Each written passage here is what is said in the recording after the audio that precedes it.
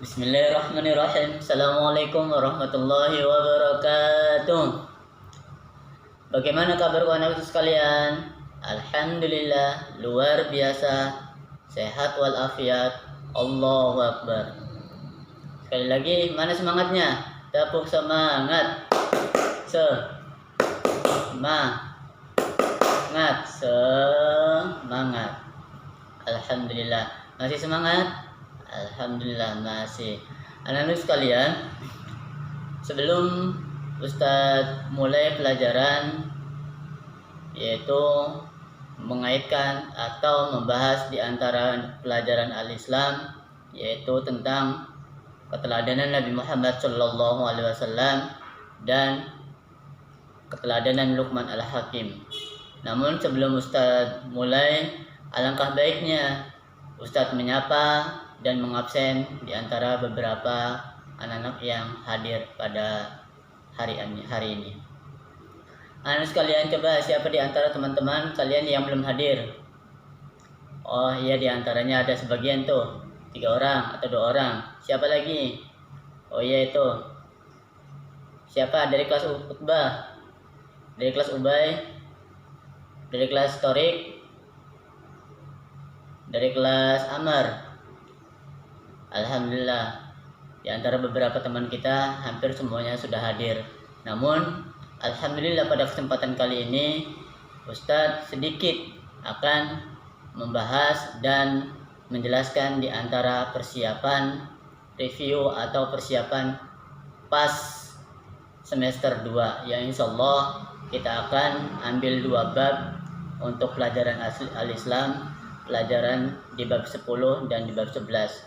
Pelajaran ke-10 tentang keteladanan Nabi kita Nabi Muhammad SAW, dan pelajaran ke-11 tentang keteladanan yaitu Luqman Al-Hakim. Anak-anak sekalian, mari sama-sama kita awali pelajaran pada siang hari ini dengan baca basmalah. Bismillahirrahmanirrahim. Anak-anak sekalian, kemarin Ustaz sudah membahas di antara beberapa, yaitu kaitan dengan keteladanan Nabi Muhammad SAW, baik pada saat pelajaran PPJ Ustadz memberikan tugas, yaitu diantaranya membuat rangkuman atau juga membuat diantaranya yaitu bisa menceritakan keteladanan Nabi kita Nabi Muhammad SAW. Anak-anak sekalian, pada kesempatan kali ini, insya Allah Ustadz akan memberikan atau menjelaskan di antara beberapa yang Ustadz berikan kepada kalian, baik itu berupa soal, review, ataupun berupa rangkuman. Pada kesempatan kali ini, yang pertama dulu kita akan membahas tentang masalah rangkuman dulu ya. Ya, rangkuman, coba buka semuanya rangkuman di bab 10 dan 11 yang kemarin Ustadz bagikan oleh wali muridnya masing-masing, yaitu yang pertama tentang keteladanan Nabi kita Nabi Muhammad SAW. Keteladanan Nabi Muhammad SAW itu diabadikan di dalam surat Al-Ahzab ayat 21. Kemudian Nabi Muhammad SAW terkenal atau dikenal dengan sebutan yaitu Al-Ummi atau Ummi. Ummi itu bukan ibu artinya. Ummi itu la yaktub, la yaqra wa la yaktub. Tidak bisa membaca dan tidak bisa menulis. Walaupun Nabi seorang ummi, akan tetapi beliau Nabi kita Nabi Muhammad SAW yaitu mendapatkan kelebihan. Di antara yang kelebihan Allah berikan kepada beliau, salah satunya adalah mukjizat berupa Al-Quran, yaitu dengan Al-Quran itu beliau luar biasa hingga hafal dan mengamalkan isi kandungan yang ada di dalam Al-Quran. Bahkan disebutkan bahwasanya Rasulullah itu adalah akhlaknya yaitu seperti Al-Quran. Akhlaquhu khuluquhu Qur'anan. Akhlaknya Rasulullah itu seperti Al-Quran. Berarti Rasulullah SAW termasuk orang yang yaitu paling baik akhlaknya. Wa innaka la'ala khuluqin 'adzim, karena sesungguhnya Rasulullah itu paling tinggi, paling tinggi akhlaknya, dan Rasulullah pun tidak ada satupun manusia yang melebihi atau membandingkan, menandingi akhlaknya baginda kita Nabi Muhammad sallallahu alaihi wasallam. Anak sekalian, di antara yaitu sifat-sifat baginda kita Nabi Muhammad sallallahu alaihi wasallam, yaitu yang pertama ada siddiq, tabligh, amanah, fatona. Siddiq artinya benar, tabligh artinya menyampaikan, amanah dapat dipercaya, fatona artinya cerdas. Di sini arti siddiq artinya benar dan amanah dapat dipercaya. Dari sifat jujurnya Nabi Muhammad sallallahu alaihi wasallam dan mempunyai sifat amanah baginda kita Nabi Muhammad sallallahu alaihi wasallam, ada di antara beberapa saudagar kaya. Salah satunya adalah yang kelak akan dinikahi oleh Rasulullah sallallahu alaihi wasallam. Siapa? Yaitu Khadijah binti Khuwailid, nama panjangnya. Kemudian Khadijah ini memberikan atau memasrahkan dagangannya, mempekerjakan Rasulullah Shallallahu Alaihi Wasallam. Untuk apa? Menjual barang dagangannya. Sampai pada akhirnya Rasulullah Shallallahu Alaihi Wasallam pun menyetujui. Akhirnya terjadilah antara penjual dan yaitu seorang saudagar kaya, karyawan dan seorang saudagar kaya. Dan Rasulullah pun karena mempunyai sifat amanahnya, Rasulullah SAW tidak pernah mengambil sedikit pun ataupun mencuri atau mengurangi sedikit pun, sehingga seorang wanita yang kaya ini, Khadijah, akhirnya tertarik dengan baginda kita Nabi Muhammad SAW dan akhirnya pun menikah. Khadijah pun menikah dengan baginda kita Nabi Muhammad SAW. Akhirnya baginda kita Nabi Muhammad SAW pun dikaruniai putri yang bernama Fatimah. Dan di antara beberapa kedermawanan Rasulullah SAW setelah menikah dengan Khadijah, maka ada di antara beberapa budak yang dimerdekakannya. Salah satunya adalah Zaid bin Haris, budak yang ingin bersama Rasulullah SAW. Dan pada tahun ke-10 pun baginda kita Nabi Muhammad SAW melakukan haji wada, yaitu haji perpisahan. Namun sebelum Rasulullah melakukan haji wada, Rasulullah melakukan yaitu Fathul Makkah, yang kita kenal adalah pembebasan kota Mekah, di mana pada tahun itu adalah pada tahun ke-9 Hijriah. Peristiwa besar itu di mana Nabi Muhammad SAW semua kaum muslimin dimaafkan yang berada di kota Mekah. Karena pada saat sebelum Fathu Makkah ini, kota Mekah dikuasai oleh kaum kafir Quraisy yang mereka menyembah berhala. Sampai pada akhirnya Rasulullah berdakwah secara terang-terangan ingin memerdekakan di antara beberapa budak, bahkan untuk menghabiskan berhala-berhala sesembahan kaum jahiliyah. Akhirnya Makkah pun dikuasai yang kita sebut dengan Fathu Makkah. Anak-anakku sekalian, itu di antara beberapa keteladanan yaitu Nabi kita Nabi Muhammad Sallallahu Alaihi Wasallam. Kemudian sebagian juga ada Rasulullah Sallallahu Alaihi Wasallam kita kenal adalah uswatun hasanah. Apa uswatun hasanah itu artinya? Uswatun hasanah itu adalah suri tauladan atau keteladanan yang baik. Suri tauladan yang baik atau keteladanan yang baik. Dari suri tauladan yang baik atau keteladanan yang baik ini, Rasulullah Sallallahu Alaihi Wasallam selalu senantiasa yaitu memberikan contoh kepada kita. Salah satunya adalah dapat dipercayanya, mempunyai sifat amanahnya Rasulullah Sallallahu Alaihi Wasallam, sehingga diberikan gelar, dijuluki yaitu Rasulullah Al-Amin.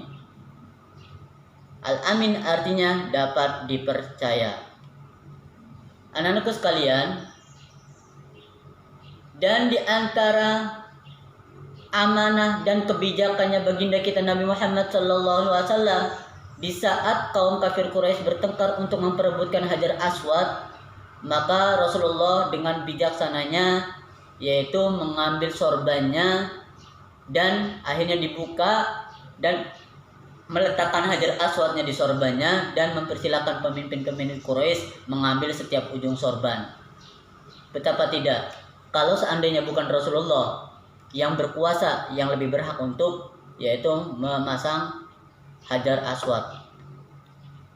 Karena baginda kita Nabi Muhammad SAW mempunyai sifat adil, maka baginda pun selalu senantiasa berbuat adil. Anak-anak sekalian, mari kita lanjutkan kerangkuman ke bab 11-nya tentang kisah Luqman Al-Hakim. Siapa ini Luqman Al-Hakim? Luqman Al-Hakim adalah, Bismillahirrahmanirrahim, kita lanjutkan. Luqman Al-Hakim adalah seorang hamba yang soleh dan dia pun terkenal dengan pendidikannya sehingga diabadikan di dalam yaitu Al-Quran surat Luqman. Seorang hamba yang soleh dalam mendidik anaknya. Konsep pendidikan Luqman Al-Hakim kepada anaknya ada 4 konsepnya. Yang pertama, pendidikan akidah. Kedua, pendidikan ibadah. Ketiga, pendidikan dakwah. Keempat, pendidikan akhlak. Dari 4 konsep ini, Luqman Al-Hakim menerapkan kepada anak-anaknya. Sehingga anak-anak Luqman Al-Hakim berhasil dan menjadi sukses serta berbakti kepada orang tua. Kemudian Luqman Al-Hakim diabadikan sebagai pelajaran buat kita, diabadikan oleh Allah Subhanahu wa taala yaitu di dalam Al-Qur'an sebagai pelajaran buat kita. Allah tidak memandang siapapun, walau itu seorang budak, walau itu seorang kaya, orang miskin, kalau ketaatannya kepada Allah tinggi, maka itulah sebaik-baiknya. Inna akramakum indallahi atqakum. Sebaik-baik kalian adalah orang yang paling bertakwa. Kemudian ada di antara surat Al-Luqman, di antara surat Luqman ada baik itu di antaranya ada ayat 12, ayat 13, ayat 14, 15 dan 16. Pada kesempatan kali ini kita bahas ada ayat 12. Bunyi ayat 12. Walaqad atayna Luqmanal hikmata an yashkur lillah wa man yashkur fa innama yashkuru li nafsi wa man kafara fa innallaha ghaniyyun hamid. Bahwasanya isi kandungan surat Luqman ayat 12 ini tentang bersyukur kepada Allah Subhanahu wa taala. Luqman Al-Hakim mengajarkan kepada anaknya agar selalu bersyukur kepada Allah Subhanahu wa taala atas nikmat yang Allah berikan. Kemudian ayat yang ke-14, Luqman Al-Hakim menasihati kepada anaknya untuk selalu apa? Yaitu wa wassaynal insana biwalidayhi hamalathu ummuhu wahnan ala wahni wa fisaluhu fi amaini anishkur li wa liwalidayka ilayyal masir. Kita diperintahkan untuk apa? Untuk berbuat baik kepada orang tua. Ayat 14 surat Luqman menjelaskan atau isi kandungannya agar kita berbakti kepada orang tua, tidak boleh melawan. Ingat, anak-anak sekalian, kalau kita bisa masuk neraka lantaran karena kita selalu senantiasa membangkang kepada orang tua. Kalau kita akan masuk neraka, salah satu adalah sebabnya karena kita selalu durhaka kepada orang tua. Dosa besar di antara dosa-dosa, dari dosa yang besar salah satunya adalah yaitu tidak patuh kepada orang tua, durhaka kepada orang tua. Uququl walidain, yaitu durhaka kepada orang tua, sehingga ada azab atau siksa yang mana Allah turunkan langsung di muka bumi. di dunia. Salah satunya adalah dosa kepada orang tua. Maka sekalian, jangan sampai kita selalu membangkang kepada orang tua, selalu menantang, selalu memohon, meminta, merengek, dan bahkan kalau kita tidak dikasih sama orang tua, kita memohon sangat. Kita harus paham kondisi orang tua kita bagaimana. Jangan sampai menyusahkan orang tua, karena bagaimanapun orang tua kita adalah orang yang bisa mendidik kita, membesarkan kita. Jadi anak-anak sekalian, jangan sampai kita membebani orang tua kita. Patuhlah kepada orang tua, taatlah kepada orang tua, tunduk kepada orang tua. Insya Allah surga akan menanti. Karena di dalam hadis Nabi dikatakan bahwasanya al-jannatu tahta aqdamil ummahat. Surga itu di bawah telapak kaki ibu. Hormati ibu, hormati orang tua, hormati ibu, hormati bapak. Dan bahkan kalau kita mendapatkan ridho Allah Subhanahu wa taala, dapatkan ridho orang tua. Kalau Allah murka kepada kita, kalau orang tua kita murka kepada kita, Allah pun akan murka kepada kita. Maka kuncinya adalah kalau kita pengen diridhoi, dicintai oleh Allah, maka bahagiakanlah orang tua supaya orang tua kita bisa mencintai kita. Tapi sebaliknya, kalau kita pengen dibenci oleh Allah, maka bikinlah marah orang tua. Tinggal pilih. Tapi Ustadz mengajarkan kepada kalian, jangan sampai membangkang kepada orang tua, melawan kepada orang tua. Kemudian Luqman Al-Hakim pun mengajarkan kepada anaknya jangan sampai, yaitu uququl walidain, durhaka kepada orang tua. Enggak boleh durhaka kepada orang tua. Kemudian Luqman Al-Hakim pun walaupun dia seorang tukang kayu dari negeri Habsyi, yang mana pada zaman Nabi Daud alaihissalam, beliau tidak merasa sombong, beliau tidak merasa angkuh karena berhasil mendidik anak-anaknya. Walaupun seperti halnya kita kenal adalah seorang tukang kayu dari Habsyi dan hidup pada masa Nabi Daud alaihissalam, Luqman Al-Hakim selalu senantiasa mengajarkan kepada anak-anaknya tentang pendidikan akidah. Akidah itu apa sih? Akidah itu adalah kepercayaan atau keyakinan pokok yang harus dimiliki oleh seorang. Akidah itu menanamkan diri kita, yaitu tentang keyakinan pokok yang harus dimiliki, keyakinan kita kepada Allah Subhanahu wa taala. Kemudian Luqman Al-Hakim pun mengajarkan tentang ketauhidan kepada anaknya, mengajarkan agar anak-anaknya selalu senantiasa beribadah hanya kepada Allah, tidak boleh menyembah kepada berhala, pada pohon, kepada bunga, kepada matahari, kepada bulan, apalagi kepada cincin, nggak boleh. Dan bahkan Luqman Al-Hakim pun mengajarkan diantaranya juga tentang dakwah. Dakwah itu salah satunya apa? Mengajak orang lain melakukan kebaikan. Kita melakukan kebaikan.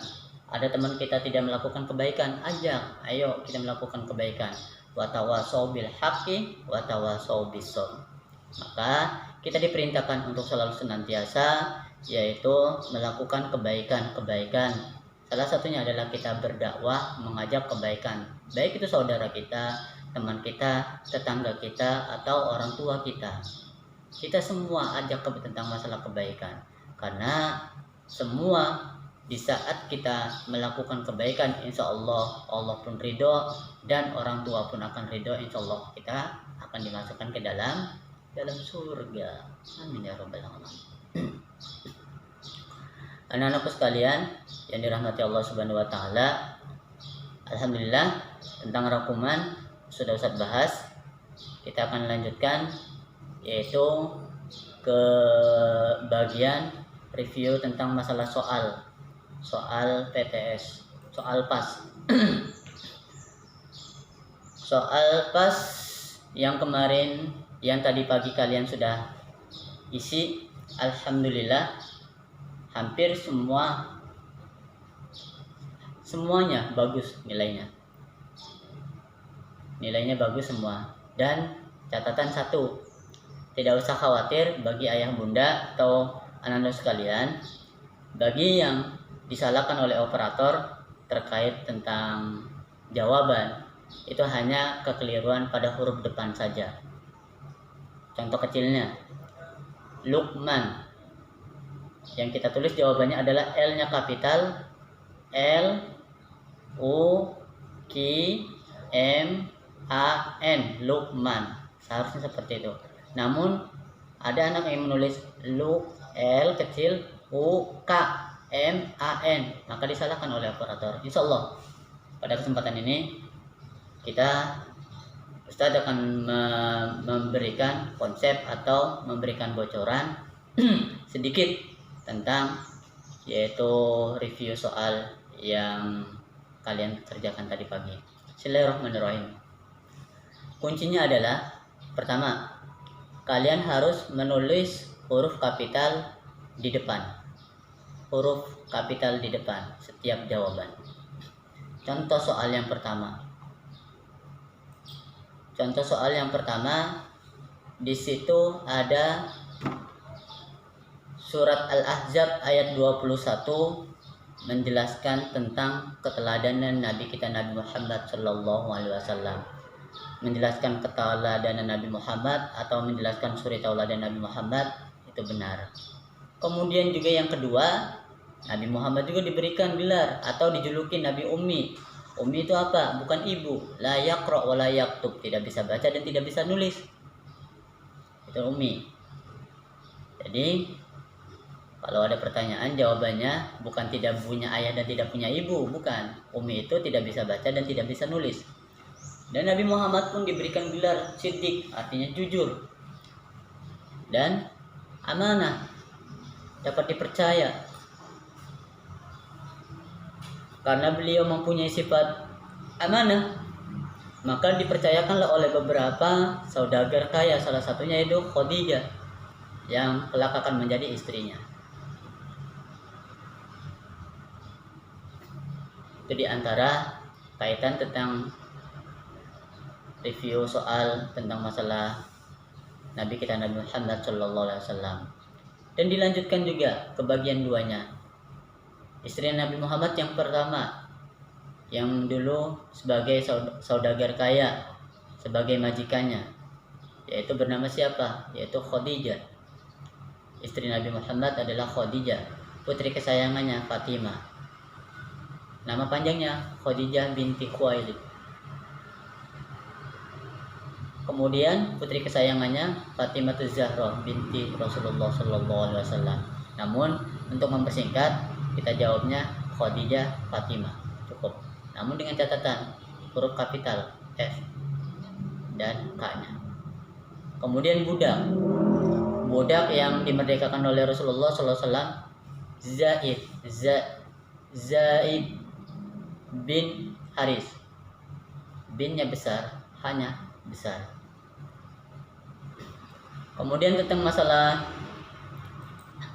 di antara beberapa yaitu keteladanan Nabi kita Nabi Muhammad sallallahu alaihi wasallam juga, yaitu selalu senantiasa mempunyai sifat penyayang kepada, yaitu salah satunya kepada fakir miskin, kepada orang yang membutuhkan, dan bahkan Nabi Muhammad sejak kecil menjaga kepercayaannya. Rasulullah sallallahu alaihi wasallam selalu senantiasa yaitu memberikan bantuan kepada saudara-saudara atau kepada sesama muslim. Dalam rangka apa? Dalam rangka yaitu ta'awanu 'alal birri wat taqwa, saling tolong menolong dalam yaitu untuk melakukan kebaikan dan ketakwaan kita kepada Allah Subhanahu wa taala. Adapun untuk soal kaitan dengan tema keteladanan Luqman Al-Hakim, Luqman Al-Hakim ini adalah orang yang selalu senantiasa memberikan nasihat kepada anaknya. Bukan rumah, bukan mobil, bukan kebun. Dan bahkan Luqman Al-Hakim ini memberikan nasihat kepada anaknya agar selalu bersyukur kepada Allah. Sebagaimana tertera di dalam surat Luqman ayat 12. Dan diperintahkan juga menasehati Luqman alaihissalam. Luqman menasehati anaknya di surat Luqman ayat 14 agar selalu senantiasa berbakti kepada orang tua, tidak boleh melawan. Walaupun Luqman al-Hakim ini berasal dari negeri Habsyi, seorang tukang kayu, ada yang berpendapat seperti itu. Dan beliau juga hidup pada masa Nabi Daud alaihissalam. Konsep pendidikan Luqman al-Hakim itu ada 4 yang sesuai kita sebutkan tadi. Yang pertama, konsep pertama yaitu akidah. Yang kedua, pendidikan. Yang ketiga, ibadah. Kemudian yang keempat yaitu tentang akhlak. Nabi Muhammad SAW kaitan dengan Luqman al-Hakim. Luqman al-Hakim banyak di antara beberapa nasihat-nasihat tentang Luqman al-Hakim kepada anaknya yang harus kita contoh, sehingga kita pun bisa, yaitu menjadikan anak-anak kita atau kelak nanti kalian sudah dewasa, sudah berkeluarga, insya Allah memberikan nasihat-nasihat kepada anak-anak kalian kelak, sehingga anak-anak kalian pun akan berbakti kepada kalian. Amin ya robbal alamin. Kuncinya adalah jangan sampai durhaka kepada orang tua. Contohlah seperti Luqman al-Hakim. Contohlah seperti baginda kita Nabi Muhammad SAW. Sejak kecil, remaja, dewasa, beliau selalu senantiasa bersikap lemah lembut, jujur, amanah, tabligh, fatona. Contoh seperti itu. Dan suri tauladannya pun kita harus patut contoh. Karena Nabi Muhammad SAW adalah suri tauladan yang baik buat kita. Dan itulah pelajaran yang kita harus ambil dari sifat atau dari keteladanan Nabi kita Nabi Muhammad SAW. Sifat penyayangnya, penyabarnya, pengasihnya, pemaafnya, bahkan banyak yang dicontohkan oleh baginda kita Nabi Muhammad SAW. Pelajaran yang kita ambil dari kisah Luqman al-Hakim adalah kita selalu senantiasa mengajarkan kepada anak-anak agar selalu senantiasa yaitu melakukan kebaikan, bersyukur kepada Allah Subhanahu wa taala, selalu berbakti kepada orang tua, harus selalu bersabar dan harus selalu melaksanakan sholat. Kuncinya kita selalu senantiasa berbakti kepada orang tua. Insya Allah kalau kita selalu senantiasa berbakti kepada orang tua, kita pun akan mendapatkan ridha Allah Subhanahu wa taala dan Allah masukkan ke dalam surganya. Amin ya rabbal alamin. Mungkin itu ya anak-anak sekalian ya. Alhamdulillah. Ada pertanyaan? Kalau sudah tidak ada pertanyaan, mungkin hanya itu yang bisa Ustaz sampaikan. Kurang lebihnya mohon maaf. Assalamualaikum warahmatullahi wabarakatuh.